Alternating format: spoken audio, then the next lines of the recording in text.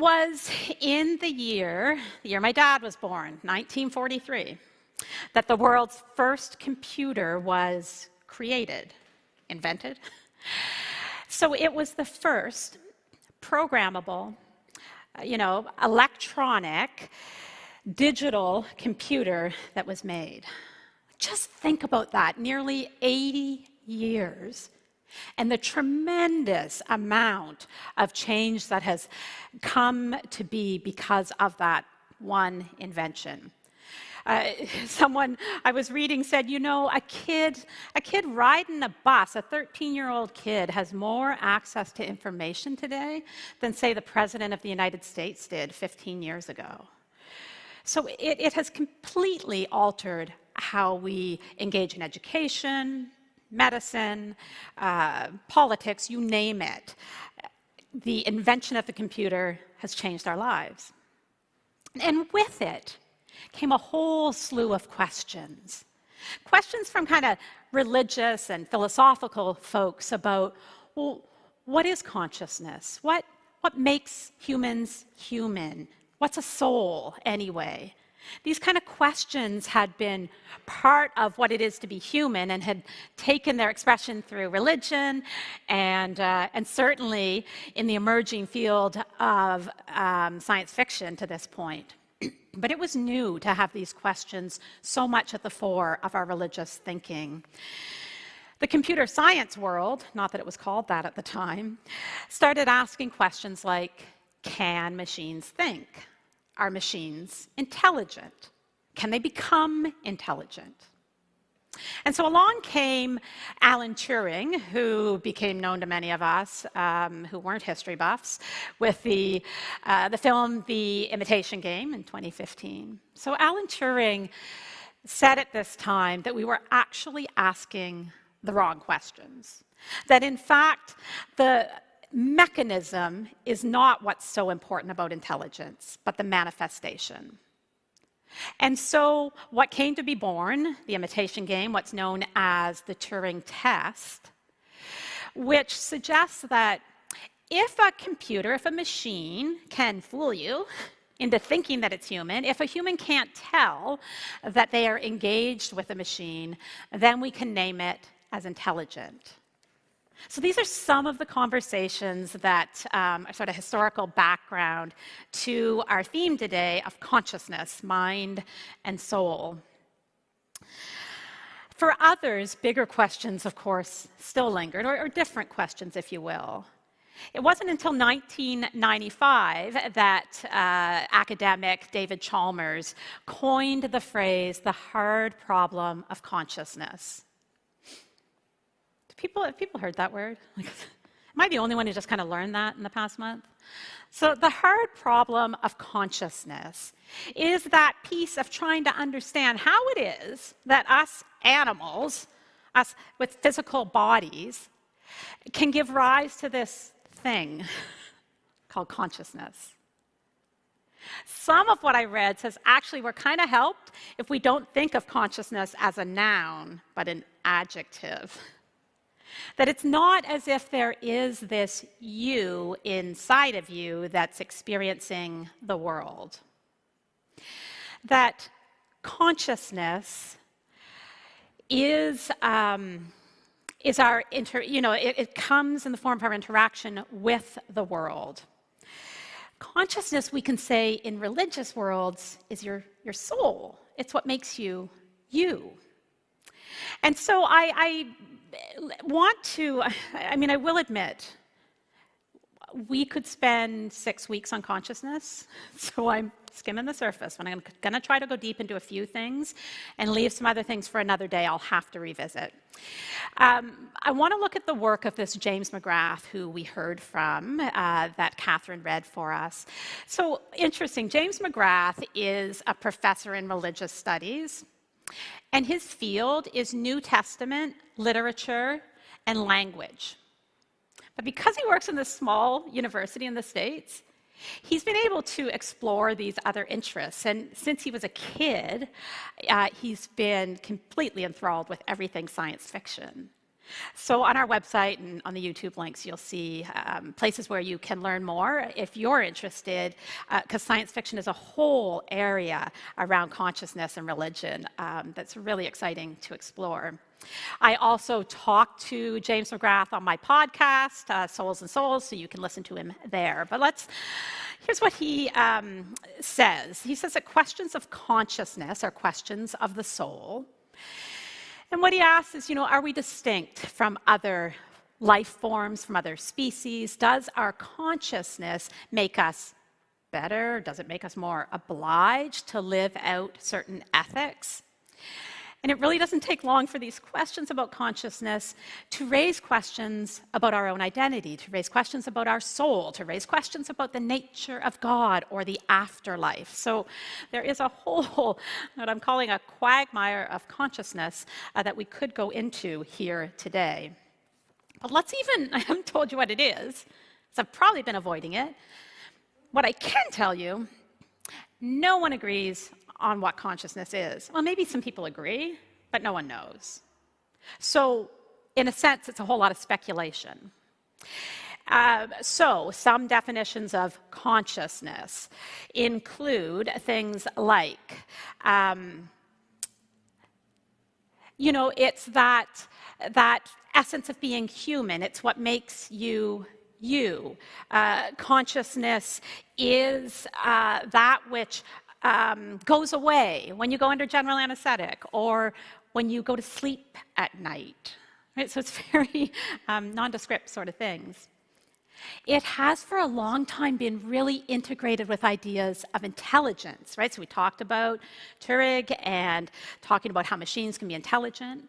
And so if you see consciousness and intelligence as the more intelligent you are, the more possible it is to be conscious, then that would be the school of thought that some people would say, well, eventually, computers will reach a point of consciousness. However, not everyone agrees on that idea.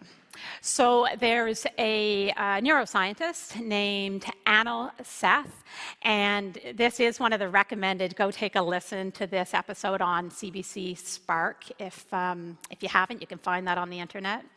So Seth says that actually intelligence and consciousness are completely separate. That in fact, most of what consciousness has to do with is our physical bodies. Which leads me into all sorts of thoughts and ideas about, how religion has separated this mind and soul thing? I wonder if we've been misguided in that. So he says that our consciousness arises through this body that we have. So think about it. Your brain actually it has no access to the outside world, right? In and of itself. Your brain doesn't have eyes. It doesn't have a sense of smell. So everything that comes into our brain to make sense of it is through our senses. He used the example of fear, right? So, something terrible happens. You're faced with sort of a life-threatening moment. What actually happens first is your body responds. And it's then our minds that identify this as fear. I could go really far into this philosophical stuff, but I'll try not to overwhelm us. There is a sense by which that which makes us us has a whole lot to do with being in these bodies. And so there is an entire school of thought that says, consciousness just wouldn't be possible without bodies. Unless perhaps you could simulate bodies, right, with some whole mix of simulated adrenaline and all the other hormones that we need. What I'm getting at is, what does it mean to be human? And as we think about a world where artificial intelligence is more and more prevalent, these are questions that we need to wrestle with. I'm just going to put my notes aside and trust that I've got it, because it'll be more interesting that way. Right? It will be, right? So there's this thing called the singularity. Who's really curious about the singularity, artificial general intelligence? Anyone done a whole lot of thinking about that? Yeah. So it is infinitely fascinating. And it's this idea that at some point, machines will reach the point of becoming conscious beings with their own sort of agency. And the idea of the singularity gets played out. We wrestle with, well, what does that mean, or what are the implications for us? A lot of that happens through science fiction, right? So we have this image of the Terminator, where our computers turn against us and take on the world, where their values don't align with ours, and they wipe us out, and humanity becomes irrelevant. May or may not be possible. Most people who are looking into this say that's not really the area where we need to focus quite so much. There are some, like Nick Bostrom of the Future for Humanities Institute in Oxford, who he's very much in support of let's go for this. And he says really the only thing we need to ensure to safeguard against AI turning against us is that we program it with the right values. Well, we touched on that last week, and we're going to get to that going forward as well. Who determines what the right values are, what the golden rule is, and how do we program that into our artificial intelligence? There's others like this, Anil Seth, who say, you know, he's not so much worried about the singularity because he doesn't for a minute believe that we can have conscious beings without bodies. And so he gives these really beautiful examples. Beautiful examples like there's weather simulators, right? So weather simulators that simulate the worst rain and snow and windstorms you can imagine. But it never actually gets wet or windy in a weather simulator, right? Like, so ideas can't make rain. Water does that.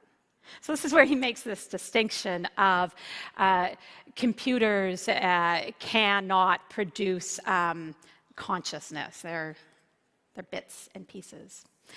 It's definitely highly contested and interesting information. But when we look at it from a faith point of view, I chose that passage from Corinthians. It's towards the end of Paul's letter to the Corinthians. And I chose it because I actually think it has something to say about this topic. So, I mean, not directly, right? I don't think Paul was thinking about artificial intelligence. However, Corinthians is one of the first letters that was written after the Jesus event, after his death and resurrection. And in it, Paul, of course, is speaking to the community in Corinth. The book begins with him speaking about what's called the foolishness of the cross, right? Just that whole that Jesus would die is part of enacting the kingdom, is part of bringing life. And then it ends with the resurrection. And in it, in this part that was read, Paul says stuff like, we are going to give up our mortal bodies to become immortal. And what perishes will stop perishing. So you can almost see how people could interpret the Christian scriptures in a moment like this to say, well, these are the signs of the times that are pointing to, here is our way to eternal life. Here's the way to never perish. Here's the way to get rid of these mortal bodies and have immortal ones by integrating artificial intelligence, the singularity, conscious artificial beings into our midst. One thing he says in this letter is that we will be changed, which also gives you that piece of, you know how we think about what it is that's going to happen after we die? How that's a fairly active conversation for a lot of us. Do we go back and are we with our loved ones? Is it in some conscious way or not? Is that possible? And I know for many people, it is a comfort to be able to think that there is some life after death where we are reunited with those who have gone before. And so these conversations touch on those really tender places within us. And what I've been musing with is, is there something here in what Paul says about you will be changed, that your form will change in this afterlife, in the resurrection of the dead? People used to imagine that, perhaps some people, that our bodies would arise again and start walking the earth. We can imagine that artificial intelligence is saying to us, we can upload our minds to the clouds and sort of escape the reality of these human bodies. Or maybe we can also say that all that Paul said was, we will be changed. And we can go back to that beautiful mystery of what does it mean to be changed at the end of this life? Or even, as I talk about the gospel message of resurrection sort of happening again and again and again, what does it mean to be changed in our interaction with the world? I'm not going to give you conclusive answers on what happens to our consciousness when we die. But the beautiful gift of religious communities, which is kind of similar to where science fiction takes us, is we are given permission here to sort of imagine and ask those questions about the meaning of life, about what it is to be human, what it is to have a soul. And I can't emphasize enough the importance of understanding ourselves and our consciousness, not as a thing that sort of lives within us, but as a way of describing this mystery of our awareness and interaction and connection to the rest of the world. I don't even have time today to go into the beautiful conversations about the potential for consciousness in all of creation, right? Because some people say, well, did it just appear in humans? And others say, you know what? This possibility for consciousness has been alive and at work in the world from the beginning, and even is at work in trees and other beings. So what's this all got to do with us and our lives? Part of what I want to be sure to connect on here are some questions about, let me get my right page because I don't want to get it wrong at the end. The things we need to be thinking about in this ever-changing world. That what is happening technologically is happening so quickly that there is a lot that we could miss. And probably the real concerns are not whether the Terminator will come and destroy us, but what about those Christian values, those things that show up in the Hebrew Scriptures and the New Testament about welcoming the alien, the stranger? I mean, we are faced right now with the question of what happens, how do we react to what's happening in Ukraine and the influx of over 2 million refugees? There's questions that are alive in that in some sort of theoretical, perhaps possible way, are alive in the talk about artificial intelligence. So what happens? What happens if computers are deemed to be conscious? Will we even recognize it? The real question is, if we create something, if you want to say, play that role of God, what's our responsibility? Can we then just shut it down and put it back in the box? Anyone who's had a child knows that although you made that child, when that child comes into the world, they are their own beautiful being, and we have a responsibility to their care and their well-being. They have rights, if you will. So what are the rights that technology might have? And why does that matter? Why does that matter? I think it challenges us, even in the here and now, to think about who's welcome here. And James McGrath says we'd be really wise to err on the side of being overly generous because the church has a terrible history of saying, oh, those people aren't quite worthy to be part of us. That we might want to be wise to at least consider this topic seriously and to get in ahead of it and have conversations and influence those who make these decisions, to have some say in Is this something we want? Is this something we should be working towards? What are the safeguards we put in place to ensure the well-being of all of creation? Paul says, listen, I'll tell you a mystery.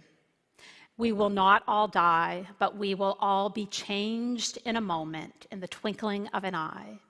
And so I wonder if clinging on to the idea of permanence in our lives, or things could stay the same, is perhaps the main reason for the suffering that we experience in life. All of our experiences, all of those conscious experiences, are impermanent. And when you think of it this way, it's actually a gift to imagine that each new moment in life is a new moment of possibility. If thinking deeply about these ever-blurring lines between human and machine pushes us to consider how far we might extend the hospitality of God's kingdom, if it pushes us to let go of this sense that things will always be the same and we have some sort of control over it as humans, some sort of ultimate control, maybe these are good conversations to engage in. Maybe they will invite us into more places of not just inclusivity, but radical opening of hearts and a place of deep welcome in the communities that we grow together. And maybe this is a conversation worth exploring. Amen.